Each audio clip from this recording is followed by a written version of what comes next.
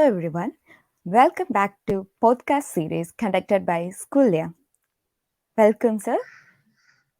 Thank you. Today we have Abi KS. He has completed his master's in forensic science and 2-year experience as assistant professor, head and assistant professor in Kalladi College, Mannarkkad. Welcome, sir. Thank Thank you you for very much. coming to this forensic podcast series. It's my pleasure. So, shall we start, sir? Yeah, sure. Today we're going to discuss about forensic ballistics. So, the first question is, so what is forensic ballistic? Uh, to answer first for the first question, thank you very much for the nice introduction. And when you are coming to the question of forensic ballistics, as you know, the term it's mixed. One is forensic science and another is ballistics. So forensic ballistics is considered as a sub branch of forensic science that deals with the or particularly refers to the firearms and the projectiles in terms of to for the justice. So we can briefly explain as forensic explain as it is. Okay, sir. So, the next question is, what is the history of forensic ballistics? Okay, when you're coming to the history of forensic ballistics, it's particularly mentioned in the book of Handbook of Forensic Ballistics by Brian J. Hurst. So in that book, it's clearly seen the first firearm is identified to be early hand cannons. Then we have matchlock, then we have wheel-lock, then we have flintlock. So going back to the matchlock, which is for the first time it was introduced in the in lock back. So it consists of two different parts. The first is wrought iron pieces and second is a frame. So the wrought iron piece is attached to the frame using the long tongs, and we have kind of a touch hole. So that is filled with the primer or the powders, and loading mechanism is from the muzzle end. Muzzle end in the sense where is the projectile is ejecting out. That is muzzle end. From that area we are filling the board, and again with the board then again we are filling and using through the touch wall we are firing, and the projectile will be at last ejected out. So there is a much drawbacks in the early hand cannons. One, it is weather sensitive. When you are coming for the aiming, it's really hard. That means we are not getting the proper target. Then again we are going for the aiming. That's the same thing which I have explained now. That's also a little bit difficult. So these are the some of the drawbacks we have been in the early hand cannons. Then we have a little bit advanced and come with the matchlock. Matchlock is somewhat same with the early hand cannons, but again the problem is it's weather sensitive. Again the aiming it will take a little bit more, little bit difficult. So such kind of issues is faced in the wheel-lock, sorry, matchlock as well. Again we have wheel-lock. So there is a serpentine wheel is attached to the wheel-lock, and it's a little bit modified and it's expensive to compare to the matchlock and the previous hand cannons. And the major drawback for the wheel lock is once the tension is loose, we cannot be replaced or the firearm is completely lost. So again, then we have flintlock. Flintlock is there is a flint, and once you press the trigger, the flint will be hitting on the surface, and spark will be formed. And using the spark, the primer and the powders will be ignited, and at last the projectile will be ejected out. So all these firearms is considered to be muzzle and loading. That means we have the firearm and the muzzle end. And on the muzzle end, we are adding the ball or we are adding the projectile, adding the powders, and we will be fitting as you have seen in many movies.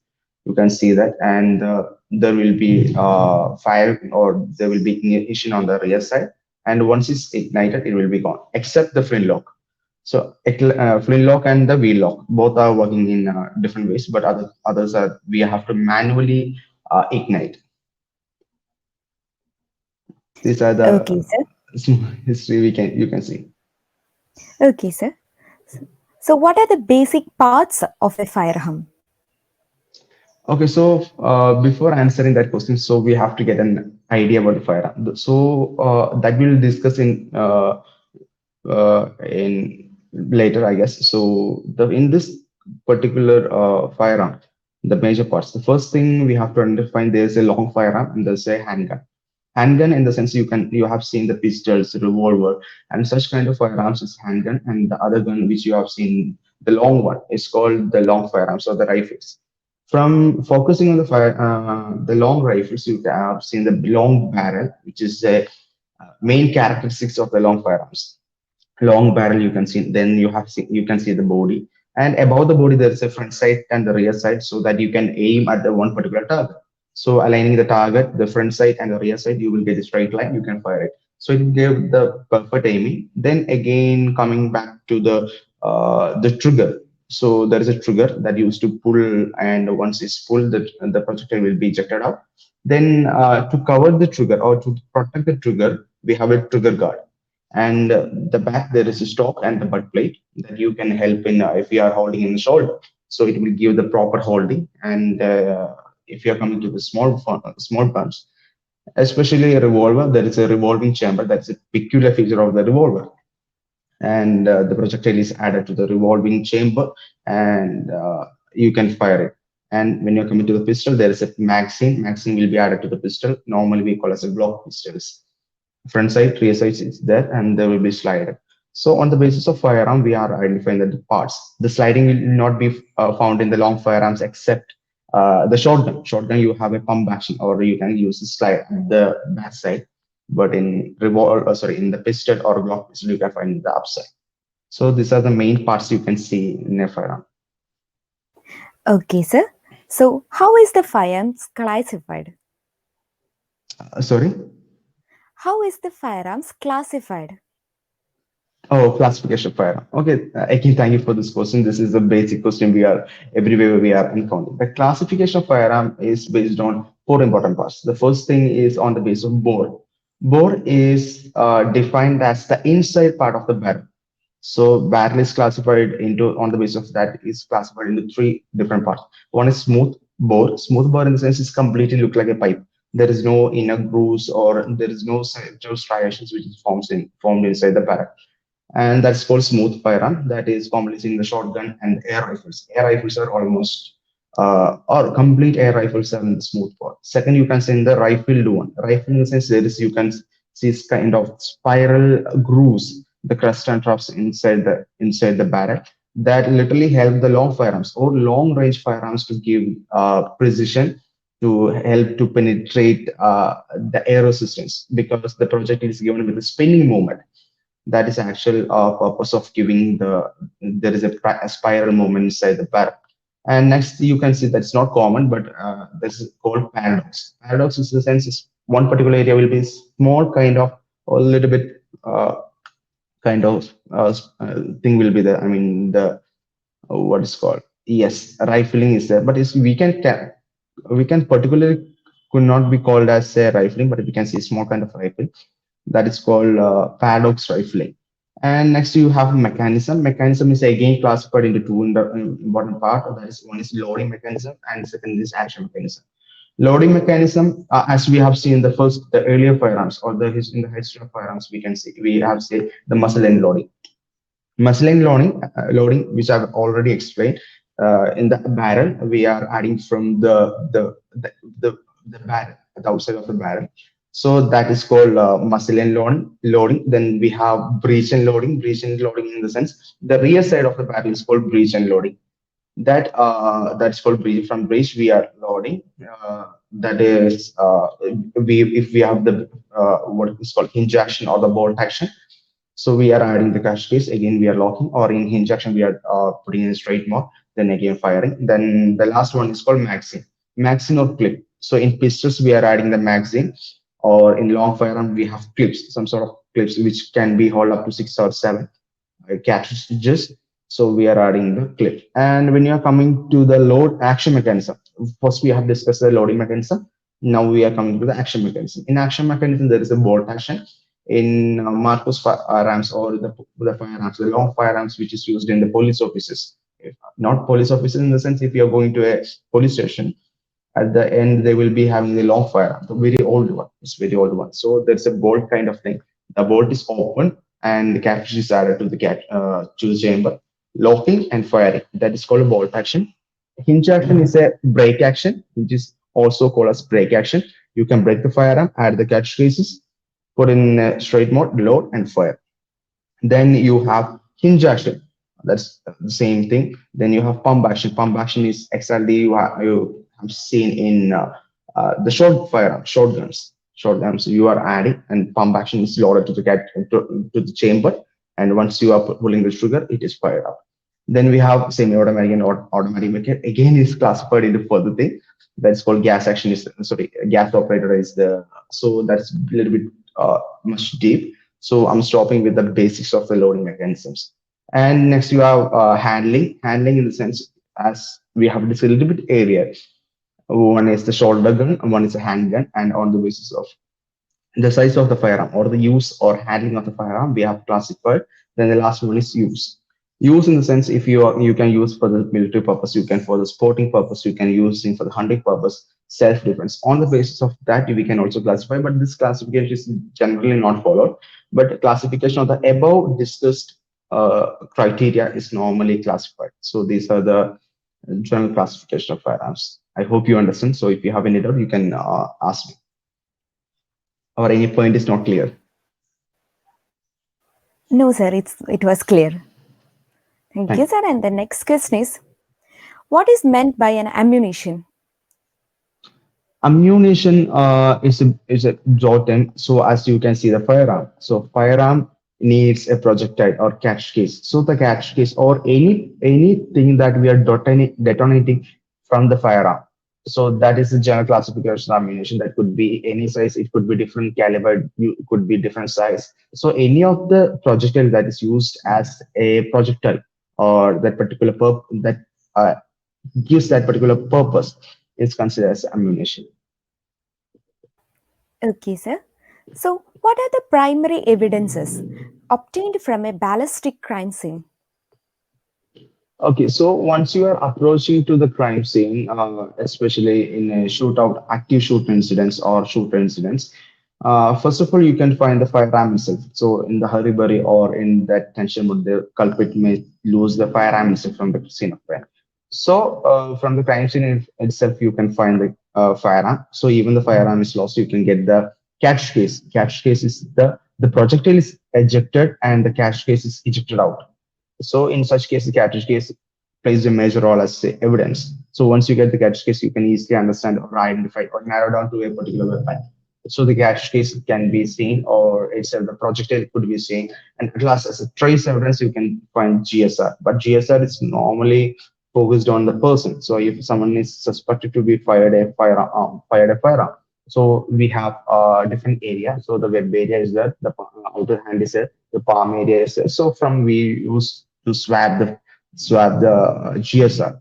So GSR also plays a important role. So these are the major evidence that we could encounter in shooter incidents.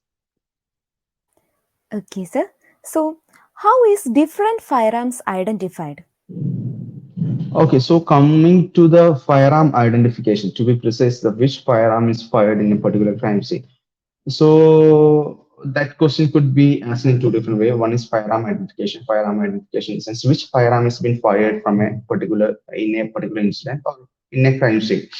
So in that thing, we have two marks. One is striated impression, and other is called impression and striated impressions. So that means which firearm or which projectile has been fired in one particular firearm, or linking the catch cases, or linking to the catch case or the projectile to the firearm. So that means we can understand which firearm has been fired in one particular incident. So there will be striation marks will be formed on the projectile, and second, there will be striated marks and the impression marks. Both are formed on the catch cases. So we will discuss one by one. So in the firearm classification, we have already discussed there is a spinning movement that's called the rifling. The rifling mark in the sense when the projectile is moving out of the barrel, the spinning movement is given to the projectile. At the same time, due to the spinning, there will be rifling marks. The spinning mark is formed on the projectile. So once you're able to identify this projectile and compare with the control sample, the projectile, the marks, I mean the rifling marks which is formed on the on the projectile can be matched using the comparison microscope with the other. So they have the individual characteristics, they have class characteristics. So marking with comparing these two different marks or two marks which aligns using the comparison microscope. So if it's a match, we can identify this particular firearm is being fired in this crime scene. So again, coming back to the catch case. Catch case we have already discussed in the ammunition part. Sorry if you are not, if I'm not, I'll be explaining the ammunition is composed of two different parts. One is the projectile and second is the catch case. So if you are saying the catch case, that means projectile is absent. So if you're using is a live cartridge, that means projectile and the cartridge case is present. So this cartridge case is having some marks. One is called chamber marks, that is the marks formed on the surface of the catch case. That is called as chamber marks. Then we have firing pin marks. Firing pin marks means firing pin mark once you pull the trigger, there will be a firing pin will be striking on the percussion cap or the primer, and there will be mini explosion. So the firing pin mark will be very specific for one particular fire. So you can match with the firing marks. Then have is extraction mark, ejector mark. Once the catch case is removed or ejected out, so the extractor mark and injector mark will be formed on the rim. Then you have some striations will be formed on the rear side. So these are the marks would be present. And once you are comparing these marks to the control sample of a particular weapon which is fired for as a test firing, once you are compared, you can identify the firearms, which firearm has been involved in one particular firing, because these marks will be very specific for one particular firearm. So that's how the firearm identification is done in the forensic labs and in forensic science. Okay, sir. So, can we identify firearm from a wound? This is a little bit tricky questions. Identification of firearms from a wound, when you are particularly discussing about the wound ballistics, it's quite challenging and it's a little bit tricky as well. Because, for example, we are considering if I, one particular cartridge with the caliber of 7.62.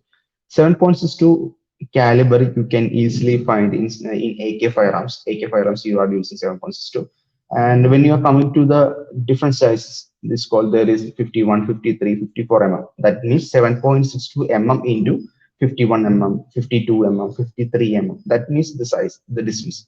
So if you are easily getting the size of, that's a very close wound. If you are getting the particular as from the entry wound, this particular firearm is being fired or on the basis of on the basis of the caliber, but still is challenging which firearm is being involved. So the identification of particular firearm is a little bit difficult, but we can narrow down. We can eliminate the other possibilities.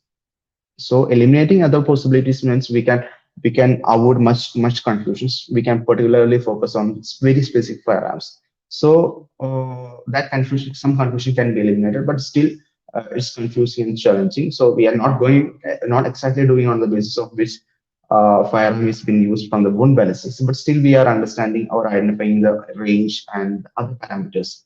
So we are not particularly going for the firearms. We'll get much information, much other information, but still we are considering that that's an evidence from the wound ballistics. Okay, sir. So, the how are the firearm evidences preserved?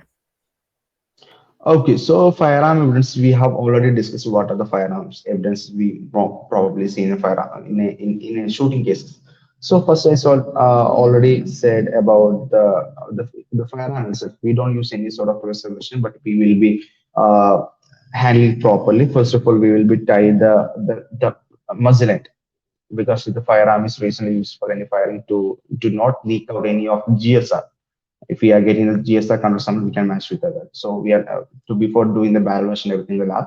First, we have to tie the firearm on the end, so the other evidences will not be loosed out, and we will be holding that in a, or we will be preserving, we will be keeping that in a cardboard box or somewhere with proper sealing and everything. So without causing much movement to the firearm, we will be preserved. And when you are going for the catch case and the projectile itself, if you are getting the projectile from the scene of crime, that will be preserved accordingly. Only if there's any sort of biological evidence which is present over there, so we have to preserve accordingly. And when you're coming to the GSR, if you are finding some suspects, so from the suspect hand, we will be dipping into 5% of nitric acid or any sort of distilled water we are using, and we will be wiping from the three different areas. One is web area and the outside area and from the inner palm. So complete swabbing is being done, and we'll be keeping that in a airtight chamber. We won't be using any other preservatives. We'll be just taking in the control sample size from the other area. We'll be swabbing with 5% of nitric acid, and we will be keeping that in a different acid control sample, so we can identify any sort of GSI is present or not. And these are the evidences, these are the preservation. We won't be using any sort of preservation as we are using in forensic biology or serology. Okay, sir. So, what is the common myth about forensic ballistics? Okay, forensic ballistics, if you are discussing with the students about, that's the most interesting field. So once almost all the youth are very interested in the firearms. So everyone is seeing that if you are dealing with the firearms or if you are operating the firearms, it's very easy.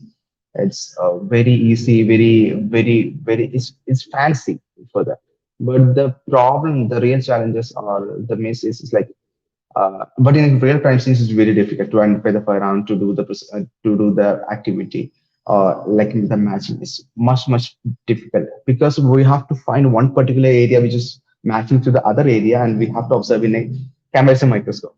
So that is much hectic, and it gives much striation to your eyes. It is much taking much problem if you don't have Nibin or IBIN, IBIS, Nibin or IBIS kind of software. It's still difficult. You have to manually do the all this activity, and this is quite challenging. But for the outsiders, seems to be fancy job. It seems to be very interesting one. But this is one of the biggest challenge I have ever seen. And when I have done the the elemental composition GS to match with one GSR, that's one of the biggest challenge I have seen because I have used ICP-OES instrument. ICP-OES is inductively coupled plasma optical emission spectroscopy. That spec is used to identify the elemental composition. But the extraction procedures and the digestion procedures and the analysis part is much difficult.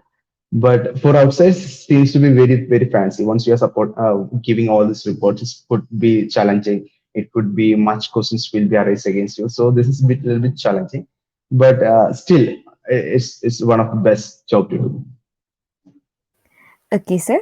So, what is the most important lesson you have learned over your career in forensic?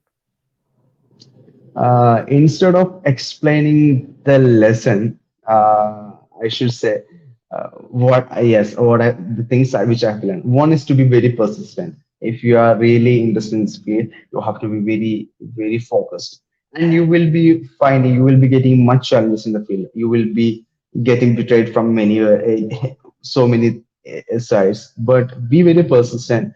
Or once you know which is right, so think in every possible aspects, think outside the box, get maximum information. So once you have all these informations, once you have all these things in your hand, so you don't have to worry about anything. Once you are very confident about anything, don't be overconfident, be confident about what you are doing. Once you are very focused on this, it will be very easy. So be persistent. That's all I have to say. Perseverance and the persistence is the main thing in ballistics, to be honest. Okay, sir. So, what is the biggest challenge in forensic career according to you? Biggest challenge in forensic field, or biggest Yes, sir. challenge in Forensic field. biggest challenge. Okay, so recently we have seen many movies, especially the movie Forensics or CSI or Delhi Crime. Such movies, they are literally portraying much things happen in a fraction of seconds. So once you are collecting the blood, it's the next thing is submitting that evidence in the court of law. But in real field, it will take much years, to be honest. It will take years to analyze and support, unless it's a very controversial case or it's crimes against women. The fast track court is not applicable. It will take much time. So in such cases, it will take much time. So it's not seen in the movies or not seen in the series. But at the same time, after a long time, if you are opening this evidence, there is chances of contamination, there's chances of yes, the cross contamination and everything. So if the sample is not suitable for analysis, still you are facing much difficulty.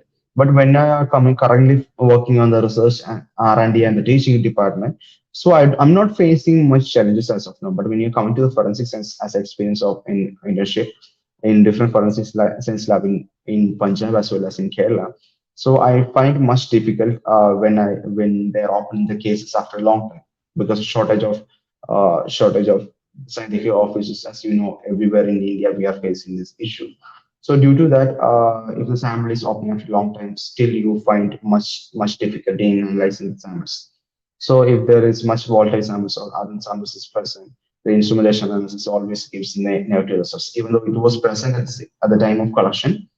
But during this time, you will find unable to identify these chemicals. So it won't be stayed in the court of law for a long time.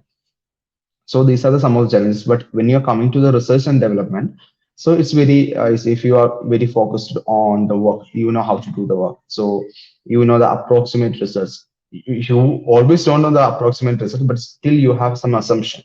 So on the basis of assumption, the writing, the reading, getting maximum knowledge there's not much challenges. But still, if you're persistent and if you have good knowledge, it won't be much challenging. But still you have to spend much time behind R&D and teaching.